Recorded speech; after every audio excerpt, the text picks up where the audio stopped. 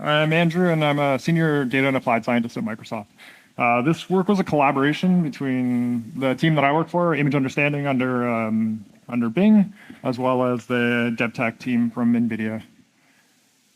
So a bit of overview of what we're going to talk about today. This is kind of a two-person presentation. I'll give a brief overview of Bing Visual Search, as well as kind of the problem statement and the model that we developed that needed some improvement. And then I'll pass it to William, who's going to go into the individual libraries. So the NV Image Codec for image loading, CV CUDA for the pre-processing, and then the Onyx runtime for that actual optimization on the model itself.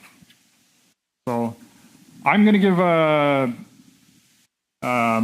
brief overview of Bing Visual Search and how we view search. So on the image understanding team, we view search as returning information for a query. And because we're image understanding, this is a multimodal problem. Sandeep, the timer is not running. I think that's fine, but so on the image understanding team, we view images as just another input modality for search. So when a user takes a photo, we should be able to return information for that query. So if you can see it, you should be able to search it. So in this example here, we have a user's uploading an image of the Arc de Triomphe, and we want to be able to return pertinent information for it. So we want to be able to return, what are they looking at? Give them details of their surroundings, as well as things to do in that area. So like I was saying, Bing Visual Search allows you to accomplish more with what you see. So you provide an image, and we provide you with information about it. We will describe it, we'll explain it to you, we'll potentially offer you the ability to shop for what you're looking at, and then other tasks that are maybe a little bit less obvious. So we'll allow you to solve problems or translate. So how does Bing Visual Search work? So a user takes an image and passes it to us. There's a whole bunch of different ways that a user can provide an image binary to us. So there's the Bing app on your phone. You can go to bing.com/images. There's a way to use snipping tool on your desktop or the Edge browser. There's a whole bunch of different ways that you can provide an image to our backend. Our backend then takes that binary blob. So we just receive pixels, and we pass it through sort of the core backbone of our pipeline. This is that image understanding and intent classification models. So this is what we're going to be talking about today specifically, but what will typically happen is, so in this example, we have a user's uploaded an image of a plant, and this will go to the image understanding and intent classification. So the intent here might be, a plant classification. What type of plant are they looking at? So that will go to a scenario-specific workflow and a specific set of models. So we might have a plant model that takes in again, these pixels and returns the exact entity that's being recorded. And again, we don't want to run the plant model when it's a car and things like that. So these are all triage models from this very foundational image understanding model. And then once we have details on that, then we can bubble up to the user relevant results that they're interested in. So again, I'm from Bing Search. So that middle pillar is really what we're talking about. So we are a search-focused product. We want to be able to, given an image, return anything about that image. So whether there's a landmark in it, there's plants, animals, celebrities, books. So sort of in this example, if you're lucky enough to take a photo of Satya or Jensen, we want to be able to return that to you and give you information for that user. We're an ad-supported business, so shopping is another key element. So if a user takes a photo of, in this example, of a light, we want to be able to return not only the exact image that they're, not only the exact shopping product that they have, but also we want it to be semantically similar. So we want to provide an array of different options so that the user can have an explorative journey. They can find something else that they like. And then we have a different set of solutions here for sort of text-based problems. So if a user uploads an image of text, we want to be able to allow for that user to interact with that text. So sort of standard things like OCR, where they can copy out that text, translate. So if you take a photo of a menu and in a language that you don't speak, you can order something knowing what it is. And then again, we have the capabilities for solving math problems and things like that. So this is the core user experience that most people see when they come to Bing Search. So they'll upload an image, so that's the one on the left. And then on the right, you can see maybe at the top it's a little small, but we get that entity back. And then really what we're showing is this related content. So this is the model that we're going to be talking about. So it takes in pixels and then returns some relevant related content. Again, we don't want things that are exact matches. So we don't want like a hashing algorithm. We don't want to return pixel pixel, but we want semantically similar. So in this example, we have a butterfly that's landing on some cherry blossoms. We want to return, again, similar images, but not the exact same images. So we want the user to be able to have their own explorative journey looking at new images. So this is Bing Search. So it's a global product. It's served in over 100 countries. We have over 100 million daily active users. So when we talk about scale here, we're talking hundreds of billions of images. So any small performance gain is huge, and any huge performance gain is massive. This is the sort of core backbone, that image understanding model. So we take an image and we pass it through a model to get an embedding. So this is what we're talking about on the left here. So we go from the image to an embedding, and then we're a search product. So you go from that embedding to a pre-computed image index. We perform like approximate nearest neighbors, and then we do filtering and ranking and return relevant images that are, again, similar, but not the exact same. So this is the problem that we're focused on, is finding a common representation. So if a user uploads an image of a dog eating ice cream, we want to return other dogs eating ice cream. And again, it's a search product, so the user also needs to be able to type in text. We need to find a common representation for not only images, but also text. So that's where this Turing-MM family of models comes in. So this is a two-tower transformer-based model where one of the towers is a pixel-based, so we pass it through an image encoder and get an embedding. And then the other is a text-based model, which again, passes through the encoder to get an embedding. And we perform a standard contrastive loss here. So we push those embeddings closer together so that when we query, we'll be able to find similar representations in that latent space. Bing is, like I said, it's a global product, so we need it to be performant in multiple languages. So what we're showing here is kind of similar to that previous slide, is the image and caption data set that we have is mostly in English. So what we have to supplement that with is English to non-English phrases. So again, we can push those language representations closer together. And what that allows us to do is if we can get the English, non-English embeddings similar, and we can get the image and English captions similar, then what we can do is we can have non-English to image in a similar space. So we can, again, query that space quite quickly and end up with a similar embedding.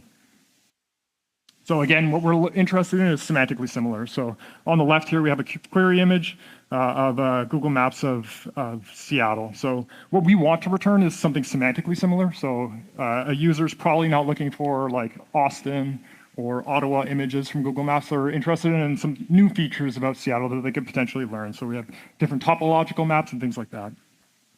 So this Turing-MM model is sort of the backbone of image search and visual search. It can be used for things like question and answering. So again, a user uploads some text query and we return a relevant image, or they upload an image and we return relevant results. So with that, I'll pass it off to William, who's going to go through the individual libraries, improving the throughput here.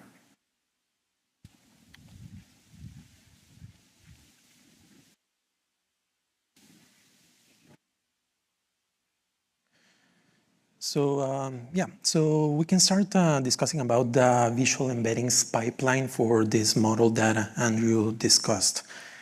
So the baseline implementation of the pipeline looks something like this, where this is following a very standard server-client HTTP protocol to send requests for individual image batches consisting of 32 images to GPU servers, and there's obviously going to be several hundreds of these servers running on a data center that is dedicated for this particular inference task.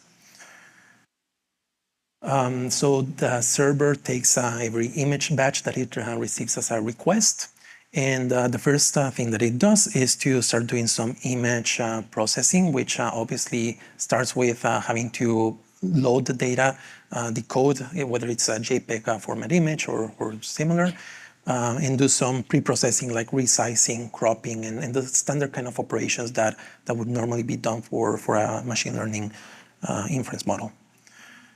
All of this initially was running on OpenCV with CPU. And then this is sent to the model inference, which was being executed on GPU using ONNX runtime with the CUDA execution provider.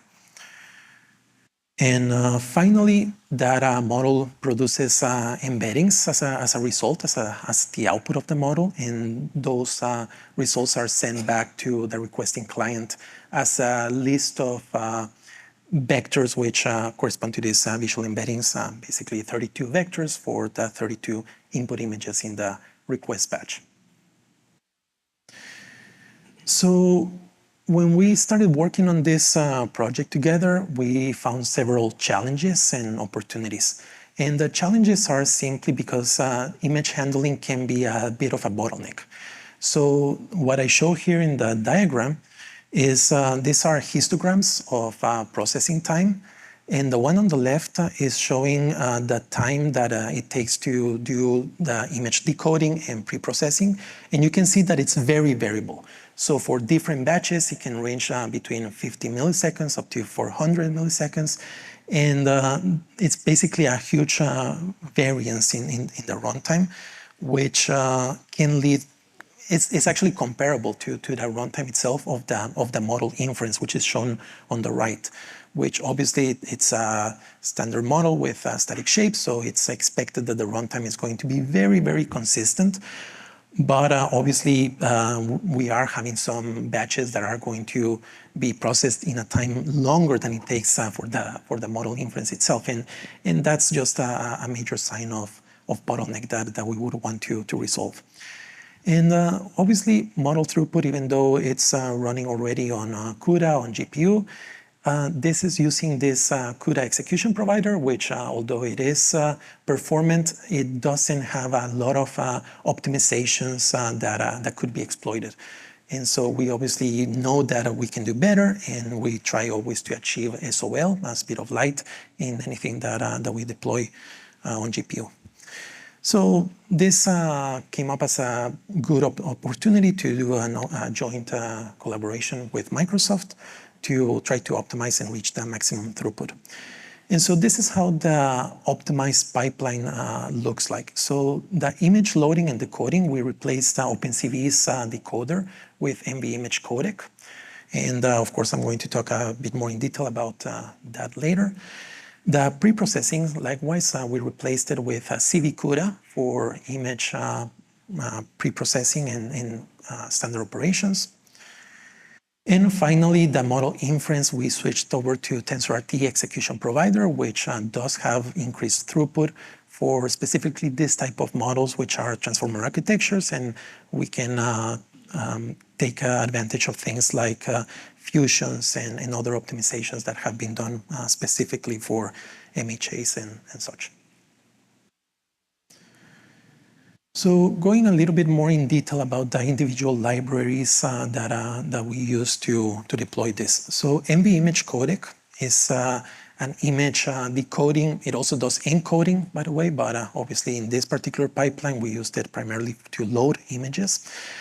And so this is a library that was developed at NVIDIA, and it's using NVIDIA accelerated codecs for many different image formats. And it also has some fallbacks to third-party codecs, and that will become important later. This is a library that uses a unified C and Python API, so all of the functionality that is available in one language is obviously available in the other. It supports batch processing, which is really important for maximum throughput, and zero-copy interfaces for efficient data movement between different layers of the pipeline. And there's different ways of installing this library, but probably the easiest one is using the pip package manager, especially if you're going to be working with the Python API, and it can be installed something as shown here. NVImage codec supports multiple image formats. A lot of them are already GPU accelerated, And the ones that are not, it does support several fallbacks, as I was explaining before. And the reason for this is because if you want to leverage something that is running efficiently on the GPU, you don't really want to have like if and else cases like, is this a JPEG, is this a WebP or a BMP, and have different processes to decode different images. You obviously want to have something unified, something that works across any kind of image you throw at it. And so whenever hardware acceleration is not available or CUDA acceleration is not available, it will fall back to some kind of a CPU, usually open source decoder, to provide this consistent support for different formats. So here is an example of how to decode an image with NVImage codec. So this shows the comparison of doing it in OpenCV, which would be the traditional way of doing JPEG decoding on the CPU. And keep in mind that in this case, we're not really doing the normal procedure, which would be opening files on a system or on a disk. Instead, these are images that are coming through an HTTP request, so we already have data byte stream in memory, but we have to decode it. And so that's what OpenCV has this function called IMDecode. But similarly, in NVImage codec, we have some kind of byte stream coming into the request. We build a decoder object, and then that decoder has this method called decode, which we can give it this raw byte stream or bytes object to actually decode and create a set of images, representable images that now actually do exist on GPU memory.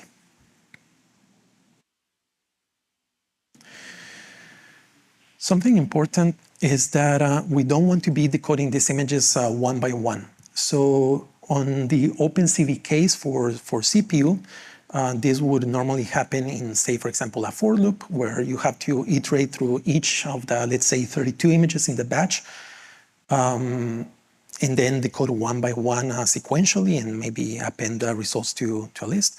But in NVImage codec, we can do all of that directly through this same decode method, which can take already a list of these byte streams, and it will process all of these images in parallel as a batch, which will increase the throughput considerably.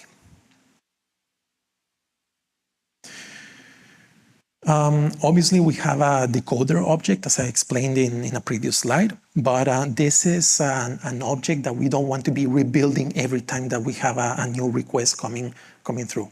Ideally, we want to be able to reuse the same decoder object, and you can think of it as just having a single decoder, that object that is going to live for the lifetime of the application of this particular server instance, and then you can reuse that decoder object to actually decode images or image requests as they come in. So in this case, I have, for example, this decode images function, which takes the decoder object as an input and a set of byte streams. We decode it the usual way, we return it, and then we can continue processing the images from that point forward.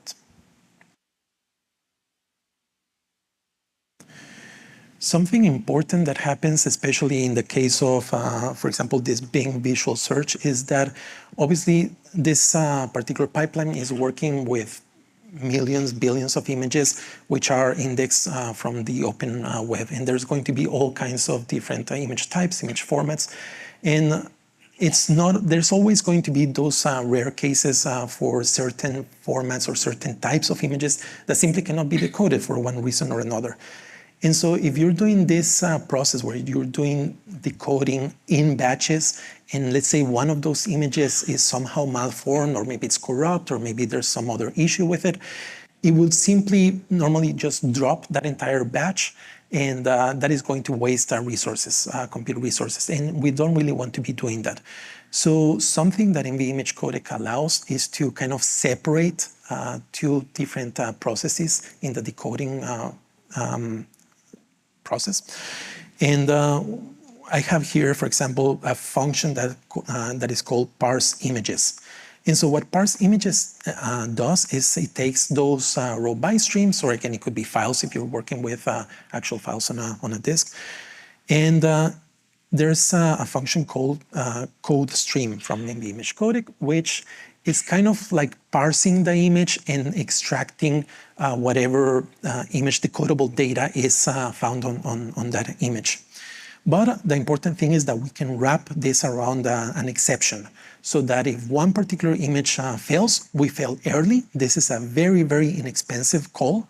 So we can fail early and we can somehow manage that problematic image so that we don't necessarily have to decode the whole batch and just fail in the middle and lose the whole amount of work.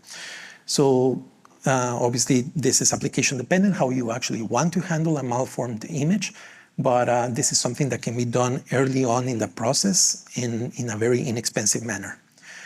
But for the images that can be parsed and can be decoded by NVImage codec, in this case, we are appending them to this list called streams, which if we come back here, the streams are then sent to this secondary function, read images, which this read method on the decoder, this is the one that would actually do that decoding, whether it's JPEG decoding or PNG or TIFF or whatever it might be. And now you can be absolutely sure that everything that comes into this method is actually going to be decodable one way or the other, and then you can send out that workload and actually decode that batch of images without worry that you might be losing compute resources because one of them was corrupt. So to show some performance results of this, we have here a small bar chart. So on the left, OpenCV CPU, in this case a batch, again 32 images, was taking roughly 157 milliseconds. And again, remember, this is simply the decoding part of the process. So on average, 150 milliseconds, but once we apply NVImage codec, we can do it per image, and that will already drop the time by half, pretty much. But obviously, we do batched processing, especially because it's a batch size of 32. We are going to be able to make much better use of the resources, and that processing time is going to drop even further. And at the end here, I just have a little extra result for this pre-parsing method where we're actually decoupling the code stream parsing and the actual decoding. And that does increase very slightly the processing time, but I do think that it is, depending on the types of files and data that you're working with, it could actually be beneficial to have that at the cost of this, maybe a few percent points of processing time.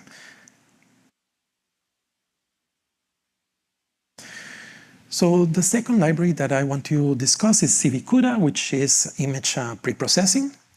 And so again, CVCUDA is a library that was developed at NVIDIA, and the purpose is to do all kinds of image operations. Again, this has C, C++, Python APIs, all unified, all work very much alike, depending on what language you're using. Everything can be run batched, and there's basically all kinds of different operations that can be performed by CVCUDA, and there will be a list of those after. Again, one of the easiest ways to get started with CVCUDA would be to install it through the pip package manager. So you can just do a pip install CVCUDA, something like this. And you can already start adding that or importing that into your Python projects. So operators, as you can see, there's large support for different types of operations in CVCUDA, which are pretty much comprehensive by now for almost any kind of pre-processing or post-processing operation that you might need to do on any kind of computer vision model, say whether it's object detection, segmentation, or in this case, just doing embedding extraction for a particular image. So to show some sample code again, so again, here it shows the OpenCV CPU, let's say, baseline implementation which would be, in this case, for a particular input function, we're resizing, we're cropping, we're converting to Flow32, and so on. And CVCUDA has very similar operations for all of those steps in the process. And here again, we take these input images, which by the way are the images that were decoded by NVImage codec. CVCUDA can work directly on that same image or images object from NVImage codec. Everything works seamless. So we create a tensor for CVCUDA from those images. We resize and crop and convert and all of that usual stuff that needs to be done for pre-processing.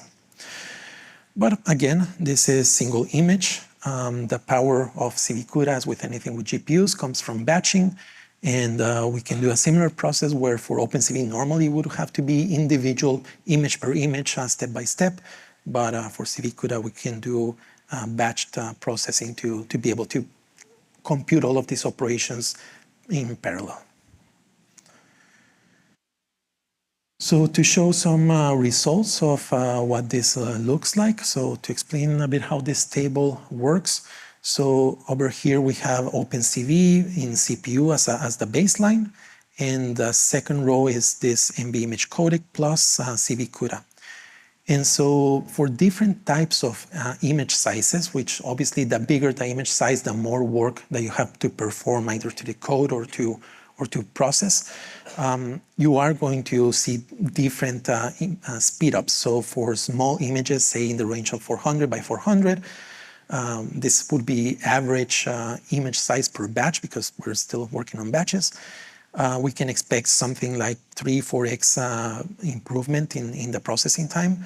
For much larger images, say 1600 by 1600 on average, we see up to 6x improvement in that processing time. And so keep in mind that when we were looking at the CPU time that it was taking to do all of this processing, we were looking at times that were already in the range of what the actual model takes to do inference. But now we're able to bring that down by a factor of 4, 5, or 6. We're now finally able to almost compress the amount of time being spent on image processing so that this will have a significant effect on the end-to-end time of the pipeline. So the final piece of the puzzle here is ONNX Runtime, which creates the backend for model inference. And so what ONNX Runtime is a library that can take an ONNX model. And ONNX model, if you're not familiar with it, is this kind of intermediate representation format for deep learning models that kind of bridge the gap between training frameworks like PyTorch to the deployment targets that you might have, whether it's a CPU, a GPU, or anything else. And so ONNX Runtime provides this kind of unified backend to be able to execute and do inference on all of these models, regardless of the target of the hardware target that you want to deploy it on. But how does it do that for different types of hardware? And so there is this concept of an execution provider in ONNX Runtime. And so there's an execution provider for CPUs. There's an execution provider for GPUs with CUDA. There's an execution provider for GPUs with TensorRT. And likewise, there's plenty other EPs, execution providers, for different hardware platforms. But we're obviously focusing on the most performant hardware, which would be for GPU, where we have a CUDA execution provider and a TensorRT execution provider. And so the difference here is that the CUDA EP is basically a set of purpose-made CUDA kernels specifically for ONNX Runtime to implement all of the different operations that are standard from the ONNX offset. So this will be the most compatible EP, but not necessarily the most performant, because it's not really doing many optimizations like fusion or other kind of things that we do provide in TensorRT. TensorRT, of course, I guess everybody's familiar by now, is our NVIDIA solution for optimal inference. And so there exists this TensorRT execution provider within ONNX Runtime to be able to do inference much more efficiently than would be done otherwise just with the standard CUDA execution provider. And so again, as with everything these days, there's a pip package that can be installed to provide this, this framework. So pip install ONNX Runtime -GPU. That GPU suffix is the one that brings this NVIDIA-specific execution providers. And some sample code just to show how this is working. So once you import ONNX Runtime, imagine you have images. In this case, there are NumPy images. You create a session. This is basically a runtime session. And that session, you just let it run. You say what tensor is the output tensor that you want and which input tensor you want or you want to feed, and then the actual images that you want to feed into that. And in this case, as I explained, this is just NumPy images just for an example. If we wanted to enable that TensorRT provider, it's just a matter of changing some settings, some parameters in the session object, and then everything else runs the same. But of course, we're not working with NumPy images. We're working with images that have been decoded and pre-processed much more efficiently on GPU by NVIMAGE and CVCUDA. And so we have all of these images already on GPU. And ideally, we don't want to copy them back down to host memory so that we can provide them in a silly manner to ONNX Runtime as NumPy arrays. Ideally, we want to maintain the images in GPU memory. And the way we do that is via I/O bindings. And so this is a feature of ONNX Runtime that allows us to take the images that were given as a result from CVCUDA. There's basically this little CUDA array interface that you have to go through to get the actual GPU address pointer to where those images are stored on the GPU. And then you can pass that pointer as an I/O binding binded input to the ONNX Runtime. And this creates basically zero copy between all of your image pre-processing to the actual model inference in ONNX Runtime. By the way, CVCUDA also has similar interfaces, although using the more standard, perhaps the LPAC interface for interacting with PyTorch or other frameworks that might support the LPAC. But in this case, for ONNX Runtime, we just use this CUDA array interface for simplicity. So putting it all together, now we are pre-parsing the images with NVIMAGE codec. We actually decode the images with NVIMAGE codec. We pre-process them with CVCUDA, and we do model inference with ONNX Runtime using the TensorRT execution provider. And so the final results of putting all of this together is an end-to-end speed up of up to 5.1 or 5.14x, which I think is very significant, especially at the scale that this pipeline is running on. And so most of the speed up actually comes from enabling TensorRT, but obviously a good amount of that improvement also comes from the fact of optimizing all of those images. Because once you have a well-optimized model inference, you don't want to be even more bottlenecked by image preprocessing and such. So yeah, those are the results that we obtained. So I'll just hand it back to Andrew for wrapping things up. Great. Well, thank you, William. Just one last slide here. So from a Microsoft perspective, this project was an amazing success. Like I was saying, anything small is huge and anything huge is amazing. So we saw like a 5 times throughput increase on production traffic. This led to like, again, like pretty much a 5-fold reduction in the number of GPUs we had to host this model on.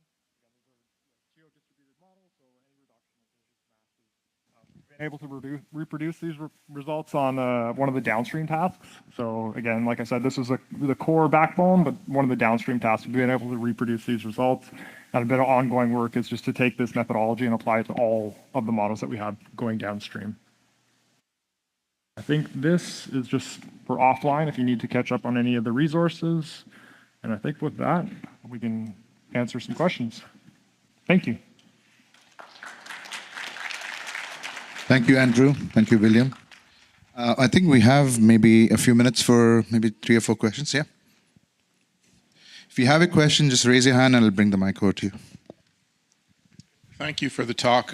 So Triton Inference Server allows you to do analogous things, but I'm presuming that's suboptimal for this implementation. I'm wondering why it's suboptimal and why you chose this route. So actually, Triton would be more optimal as a solution to do the inference serving. In this case, we had to stick with the original inference server simply because of compatibility issues, but we are looking as a follow-up to implement Triton because we did measure an additional, if I remember, something like 5 or 10% additional throughput by using Triton, yes. Is a good way. Yes, definitely. Hey, this is Kalpit. A quick question on the batch processing. Because you're using this for search, when you say you're doing batch processing, does it mean it has like 32 queries coming in at the same time? What do you mean when you say batch processing? So this particular pipeline was for offline? Yeah, so the batch processing is to populate the index. So we have a script that runs a daily churn. So we take in images, and then 32 was just a hyperparameter that we tuned against. I think it led to the most GPU activity. Yep. Thank you for presentation. How many size vector after the image encoder between the relationship, the contrastive loss with like that? How many size? The embedding dimension, we have a few models, but I think they typically range from like 100 to 1,000. 1,000? Vector size is 100,000? No, 100 to 1,000. So we have like a family of models. It depends on which one we're accessing, but like for an individual image, the embedding's in that range. Does that answer your question? That vector is to use search. Yeah.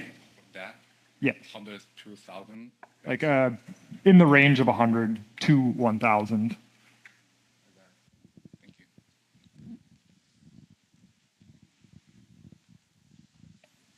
Thanks for the great talk. I'm wondering if you're applying this approach to videos or, I don't know, long-form videos or 4K images, did you have any issues with just memory on the GPU, or did this kind of scale indefinitely? Like, is that a better use case for this approach? Yeah, so videos, I mean, we also have I think it's called PyEnv Video Codec, which is a library that will do video decoding.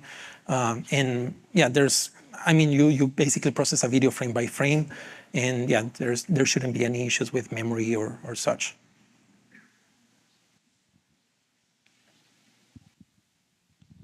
Anyone else? I think we have maybe time for one more. Okay, if not, thank you again. Thanks, Andrew. Thanks, William. Presentation. And thanks for everyone for being here. Enjoy the rest of GTC.